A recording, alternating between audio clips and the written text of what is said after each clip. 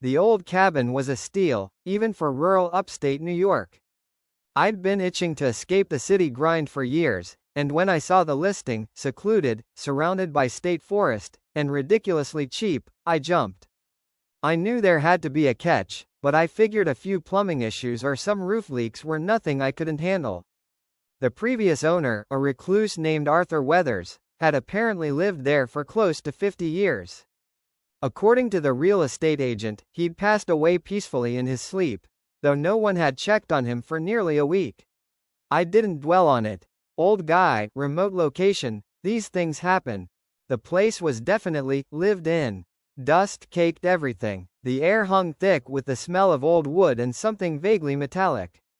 I spent the first week scrubbing, patching, and generally making the cabin habitable. I found a few odd things: a collection of old shortwave radios, a stack of books on cryptography, and an unusual number of rabbits' feet hanging from the rafters, but nothing truly alarming. I chalked it up to eccentricities of a solitary life. Then the static started. It began subtly, a faint hiss coming from the old tube television in the living room. I hadn't even bothered to hook up cable, I just wanted it for DVDs. The static was there even when the TV was off. I figured it was interference from the woods, maybe some kind of weird atmospheric phenomenon. It was annoying, but not concerning. Over the next few days, it intensified. It went from a hiss to a low, grating hum. It permeated the entire cabin, vibrating in the walls, making my teeth ache. I tried unplugging everything, the TV, the lamps, the refrigerator, but the hum persisted. It was like the cabin itself was generating it. I decided to focus on the radios. Arthur had clearly been an enthusiast, and there were about a dozen of them, ranging from ancient military surplus models to more modern amateur setups. I started tinkering, hoping to find the source of the interference. Most of them were dead, their tubes burned out or their wiring corroded. But one caught my eye. It was a massive, imposing machine, unlike anything I'd ever seen. It was labeled Unit 734, and the metal casing was scratched and dented, as if it had seen heavy use. I hesitantly flipped the power switch.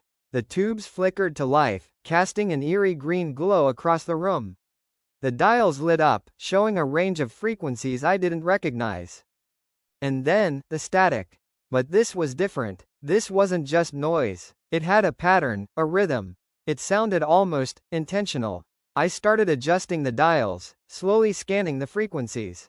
The hum grew louder, then softer, then louder again. Finally, I landed on something. It wasn't a voice, not exactly. It was more like a series of clicks and whistles, modulated by the static. It was a language, I realized, but one I didn't understand. I spent hours trying to decode it, consulting my books on cryptography, searching online for anything that might resemble the pattern. I was obsessed, sleep-deprived and jittery, fueled by coffee and a growing sense of dread. I felt like I was on the verge of understanding something profound, something terrifying. One night, after days of fruitless effort, I had a breakthrough. I remembered a passage from one of Arthur's books, a cryptic reference to polyalphabetic substitution ciphers based on prime number sequences. It was a long shot, but I decided to give it a try. I wrote a small program to analyze the signal, feeding it prime numbers and different alphabets. The program ran for hours, churning through the data. Finally, it spat out a result. It was nonsense at first. Garbled strings of letters and symbols. But then, I started to see patterns. The same words repeated, the same phrases appeared in different contexts. I tweaked the program, refined the parameters. The gibberish began to coalesce into something resembling English. The first coherent sentence sent a chill down my spine. "They are listening." I paused, my heart pounding. It couldn't be. It had to be a coincidence. But the program continued to decode the signal, revealing more fragmented messages. Channel 17 is open. Do not trust the forest. The Weathers family are keepers. The static is the key. The messages grew more frantic, more desperate. They spoke of something ancient, something hidden in the woods surrounding the cabin. They warned of beings that existed beyond human comprehension, entities that communicated through the static, that fed on something. Then came the message that made me want to run and never look back. He failed. You are the new keeper. Protect the channel. I didn't understand what any of it meant. But I knew one thing. Arthur Weathers hadn't died peacefully in his sleep. He had been a guardian, a protector, and he had failed. And now, somehow, that responsibility had fallen to me. I tried to rationalize it. It was a prank, a hoax, a delusion brought on by sleep deprivation. But the static kept humming, the messages kept coming, and the fear kept growing. I decided to explore the woods. The messages had warned against it, but I needed to know what was out there. Armed with a flashlight and a rusty axe, I ventured into the darkness. The forest was silent, oppressive. The trees loomed over me, their branches gnarled and twisted like skeletal fingers. The air was cold and damp, and the ground was covered in a thick layer of decaying leaves. The static was louder here, a constant, throbbing presence in my ears. I followed a barely discernible path, pushing through thick undergrowth. After about an hour, I came to a clearing. In the center of the clearing stood a monolith, a massive stone obelisk covered in strange symbols. The symbols were similar to those I had seen in Arthur's books, but they were more complex, more alien. As I approached the monolith, the static intensified. It became almost unbearable, a deafening roar that filled my head.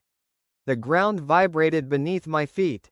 And then, I saw them. They weren't human. They weren't even creatures I could describe. They were shapes, shifting and indistinct, flickering in and out of reality. They seemed to be made of static, of pure energy. They were drawn to the monolith, to the energy it emitted. They were feeding. I tried to run, but my legs wouldn't move.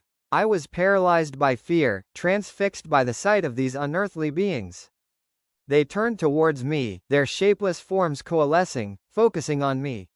I felt a cold, probing presence in my mind, searching, questioning. Then, I remembered the radio. Unit 734. The messages. Protect the channel. I don't know why I did it. Maybe it was instinct, maybe it was desperation. I reached into my pocket, pulled out the small handheld radio I had brought with me, and switched it on. I tuned it to channel 17. The static poured out of the radio, filling the clearing. The beings recoiled, their forms flickering violently. They hissed, a sound that was both deafening and inaudible. They seemed confused, disoriented. I held the radio aloft, broadcasting the static at full volume. The beings retreated, dissolving back into the shadows, disappearing into the forest. The monolith stood silent, the static fading away. I stood there for a long time, trembling, until the sun began to rise. Then, I turned and fled, running back to the cabin as fast as I could. I haven't been back to the clearing. I don't want to know what's out there. I've locked myself in the cabin, surrounded by the radios, listening to the static. I'm trying to understand what's happening, what my role is in all of this. I know that the beings will return. They're always listening, and I know that I have to protect Channel 17. I don't know why, but I know that if I fail, something terrible will happen. The static is always there, a constant reminder of the things that lurk beyond our reality, the things that feed on our fear, the things that wait for the channel to open. And I am the keeper.